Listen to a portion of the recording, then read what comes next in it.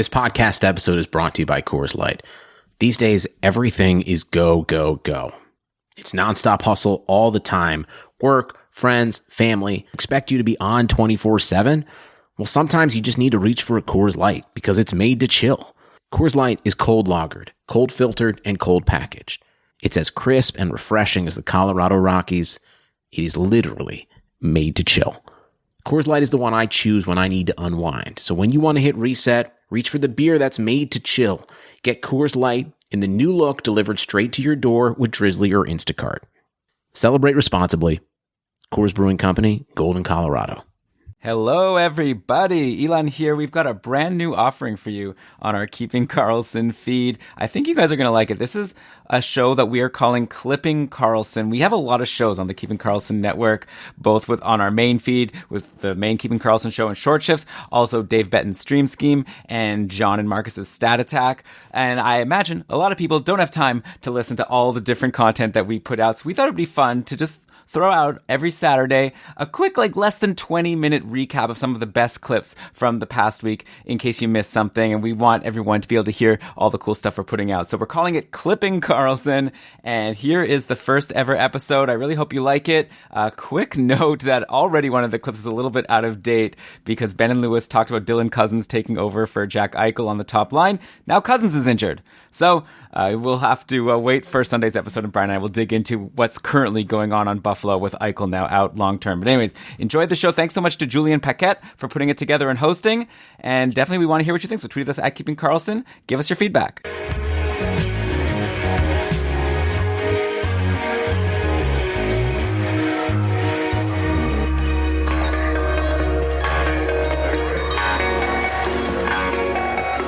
Hello everyone, and welcome to your Keeping Karlsson highlights of the week.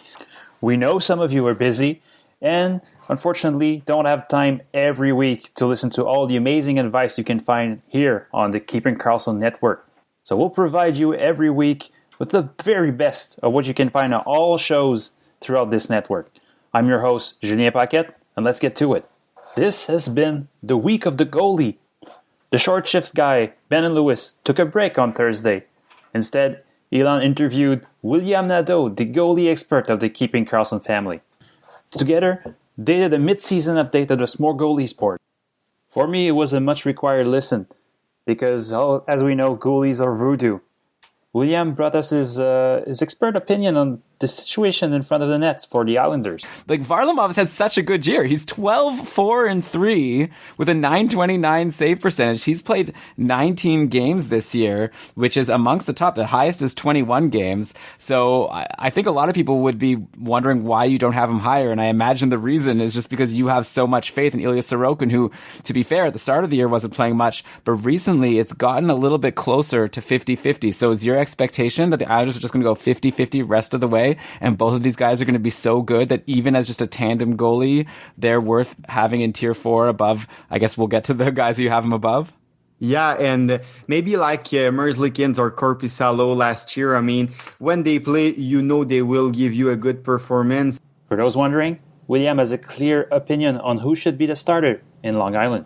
My choice would be Sorokin, but I mean, how can't you consider Varlamov with how he's played this year? Yeah, that makes sense. In fantasy, I think I would still go Varlamov just because it seems like he has Trotz's trust, though I think this next few weeks will be very interesting to see how the Islanders goalies are deployed. On the main Sunday show, the guys went through all 31 teams of the league and provided their biggest fantasy surprises so far. This gave an opportunity for Brian to have a pretty spicy take about one of the best fantasy goalies throughout the year. But my biggest surprise, Elon, this is a very quiet, hidden surprise. Because Philip Grubauer has a .921 save percentage. Yeah. So on one hand, that's really surprising how great he's been. But the secret surprise beneath that is that he's actually looked pretty bad under the hood. Oh, come on. Yeah, no, I'm going to go there. He has a negative Delta Fenwick save percentage, which means he's underperforming what an average goalie would be doing in his position. Colorado actually protects their goalie fourth best in the league at 5-on-5, going by expected goals against per 60 minutes. And the only reason that Grubauer has this 921 save percentage is because he has been lights out on the penalty kill, which we know is not something we should ever get accustomed to being like to taking for granted and thinking it's going to last. That is something that varies a whole lot through the course of the season. You look at Grubauer's 5-on-5 numbers, which is where we really should be looking to find out exactly how he's doing.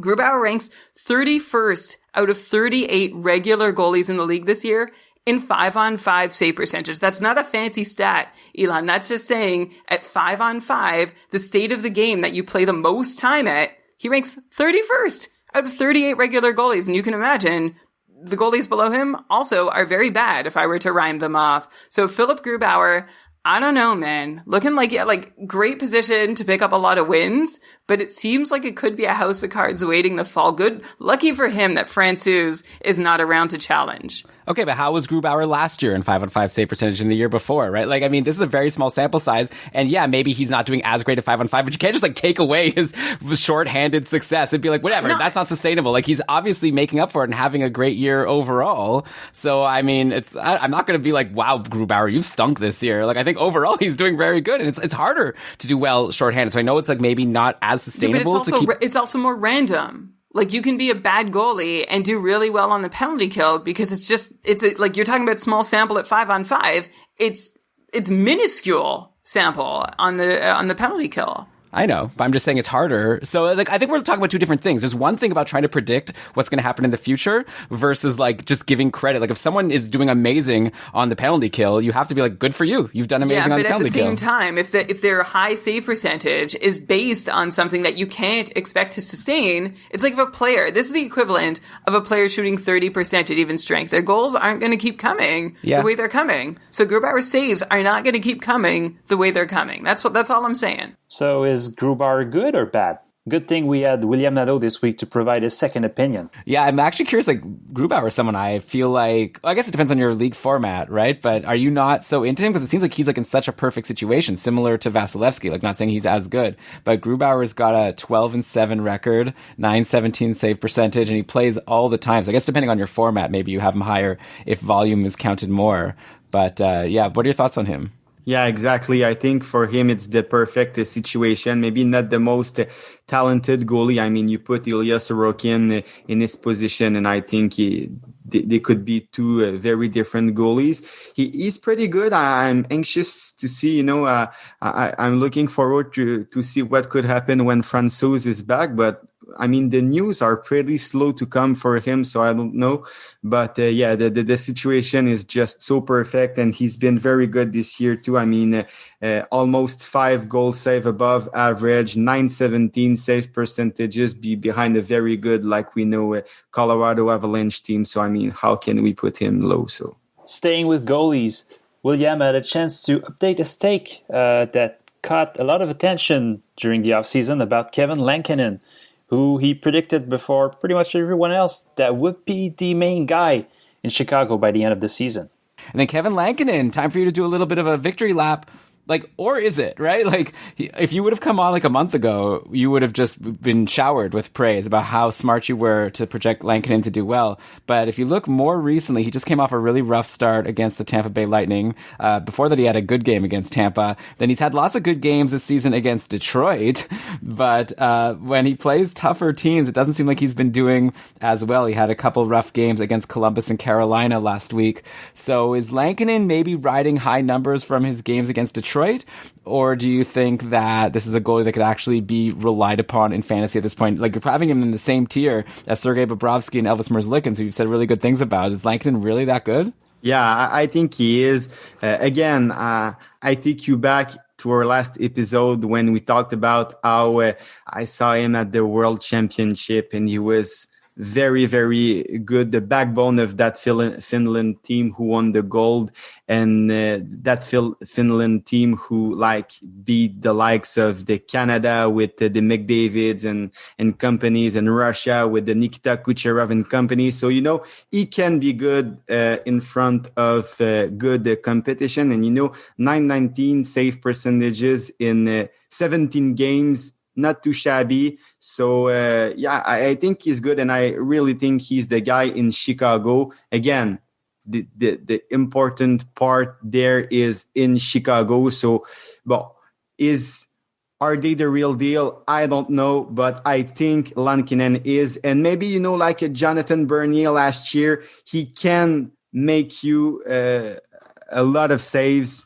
I don't know about the wins if they'll sustain, but I think the saves will be there. He's a good goalie, can be good when, he faces 40, 45 shots. He did it a lot in the Liga in Finland, like I said, in the World Championship, and now in Chicago.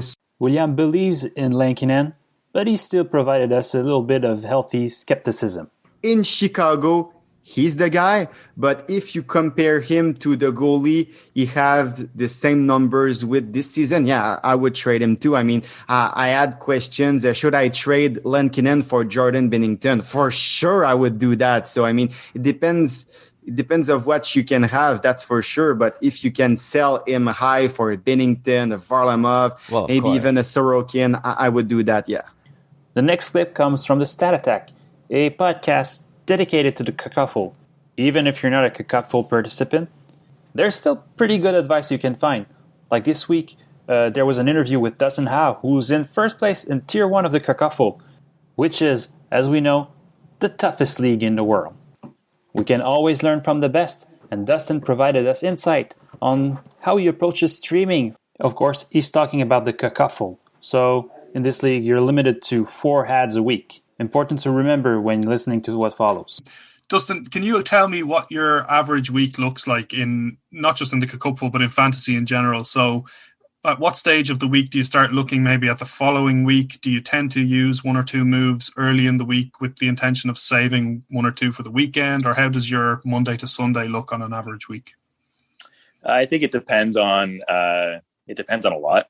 Depends on how I'm doing that week. I would say in Tier 1, more so than not, I am using all my ads for the current week and not looking forward to the next week until I've definitely gotten in the bag. I've had a couple of weeks where I had a big lead going into the weekend, and even then, I'm apprehensive about what could potentially happen if my players start to slump over the busy Saturday. So generally, I'm not looking forward to the next week until Sunday, at which point I like to use probably maybe 2 or 3 of my 4 ads on Sunday night. I'll just look forward to the week and I'll get it done, and I'll maximize my roster the way that I like it, and then I can take a bit of a breather going into the back half of the week. Of course, if we're talking about streaming, we got to talk about the stream scheme hosted by Dave Bedden. This week, he suggests to pick up a kind of a forgotten players in Bangers League. A name that's not always appreciated by Oilers fans, mostly because of his contract. And for my last Defender streamer this week, I'm calling an old friend out of retirement. He's busting out the cane and limping out there on the ice. It's Mr. Blocks himself, Chris Russell of the Edmonton Oilers. Now, before you turn off the podcast, hear me out, all right? Now, I'll be the first one to admit, Chris Russell certainly isn't the blocking savant that he once was, and his minutes are much smaller these days. There's no doubt about that. But he's still no slouch when it comes to putting up periffs, and he can still luck into an assist with the best of them. Now, does the fact that he have 3 points in his last 2 games mean that he's not going to get us any points? Probably, but come on. He's got 3 games against the Senator this week. 4 games total.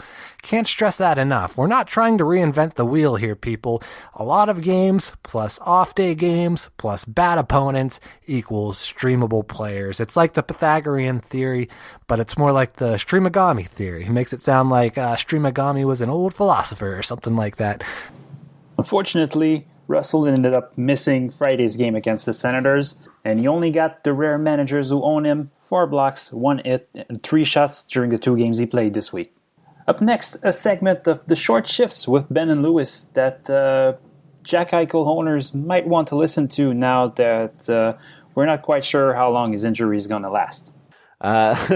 Lewis, we're going to hop right into the injuries and outjuries section of our show because today was kind of a crazy day for injuries. We're going to start in Buffalo, where we learned today that Jack Eichel could be out longer term with a neck injury. To start, we saw Dylan Cousins hop up onto the top line, playing between Taylor Hall and Sam Reinhart. He's already in on the scoring. He has 1 assist so far as we record tonight. On the top power play, replacing Eichel, we have Rasmus Ristolainen. So it's a double Rasmai situation on power play 1 in Boston with Eichel out.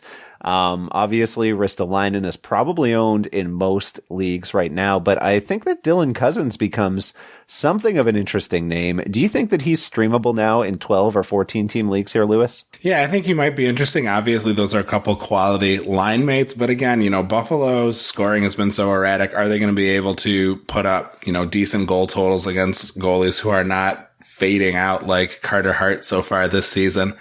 It might be worth a look. I would keep an eye on him. I doubt there's going to be a bunch of people chomping at the bit to go out and grab Cousins. But if you've got him on your radar, you see him play a couple more games, get lots of ice time. I do worry a little bit about not being on that power play. Interesting too that Jeff Skinner, even with Eichel out, cannot crack that top 5 for the power play.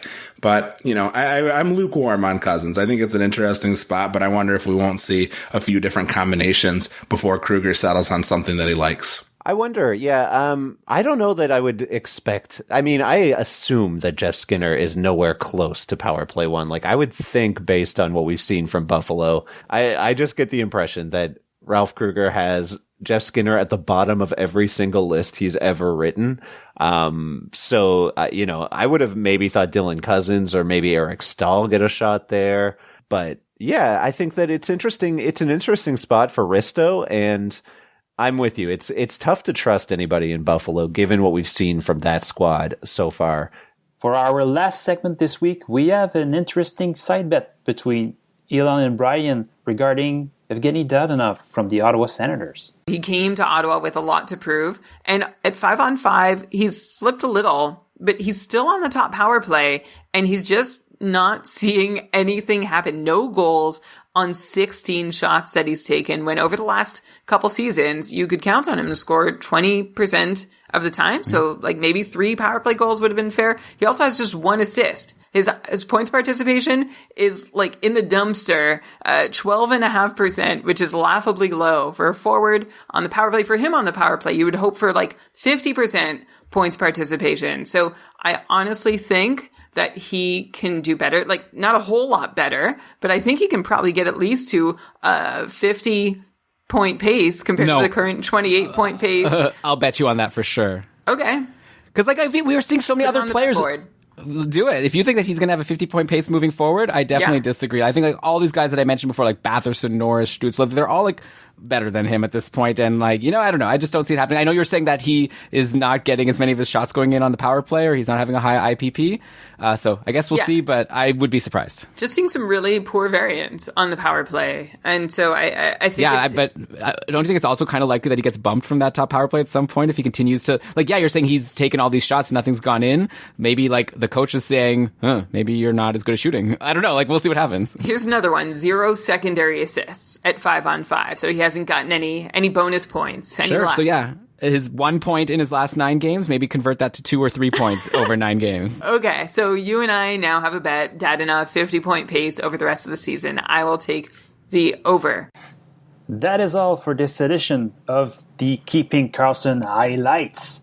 Hope you liked it, and I invite you, of course, to listen to the whole shows. So that's the Keeping Karlsson main show and the Stream Scheme every Sundays, the Stat Attack show on Mondays, and 2 times the short shifts on Tuesdays and Thursdays. Have a great week, everyone.